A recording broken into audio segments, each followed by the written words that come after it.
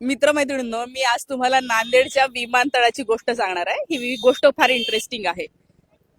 तुम्ही बघितलं असेल की कुठलंही विमानतळ हे शहराच्या बाहेर असतं किंवा कुठल्या तरी काठावर असतं, पण नांदेड मला असं वाटतं की एकमेव शहर असेल जगातलं की सेंट्रलला मध्ये विमानतळ आहे आणि आजूबाजूने नांदेड आहे. आता इथंच विमानतळ आहे बघा, इकडं नांदेड पूर्ण वसलेलं आहे. म्हणजे माझ्या या बाजूला नांदेड आहे, तिकडच्या बाजूला सगळीकडून नांदेड आहे आणि मध्ये विमानतळ आहे.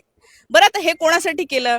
असं म्हणतात की काही राजहट्ट इथले राजेशाही जे लोक आहेत ज्यांच्या नावावर सातबारा आहे समजतात, त्यांनी आपल्या हट्टासाठी शिवाय आपल्या विरोधकांना डिवचण्यासाठी. आता विरोधक कोण? माझ्या मागे हे एवढं मोठं कॉलेज दिसतंय. हे कॉलेज फार उत्तम कॉलेज आहे. नांदेडचं चांगल्या गुणवत्तेचं कॉलेज आहे.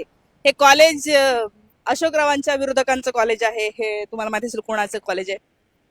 तर ह्या कॉलेजला त्रास व्हावा म्हणून सुद्धा त्यांनी काय केलं, तर हा जो रस्ता या कॉलेज पर्यंत येणारा, इकडे गावाकडून लोक यायची, तो रस्ता जो आहे तो इथे संपवून टाकलेला आहे. म्हणजे मी आता ज्या रस्त्यावर आहे की नाही, हा रस्ता इकडे दूर जायचा, हिंगोली वगैरे भागाकडे जाणारा हा रस्ता होता. हा रस्ता बघा तिथं संपवलेला आहे. तिथं आता गेट केलेला आहे, म्हणजे भिंत केलेली आहे विमानतळाची. आता हा रस्ता संपवून लोकांना काय त्रास झाला मी तुम्हाला सांगते. हा जो रस्ता होता ना, इथून आहे ना 500 मीटरवर पुढे गेलं की लोक बाहेर पडू शकत होती. आता काय होतं, तिकडे जाण्यासाठी म्हणजे या भिंतीच्या पलीकडे, या विमानतळाच्या भिंतीच्या पलीकडे जाण्यासाठी लोकांना ह्या रस्त्यानी वापस जायचं आणि फिरून 5-6 किलोमीटर दूरून जावं लागते. तर हा सामान्य जनतेला त्रास झालेला आहे. शिवाय इथं या कॉलेजला जे विद्यार्थी गावाकडून यायचे त्यांना हे कॉलेज जवळ व्हायचं, शहरातल्या लोकांना कॉलेज जवळ व्हायचं.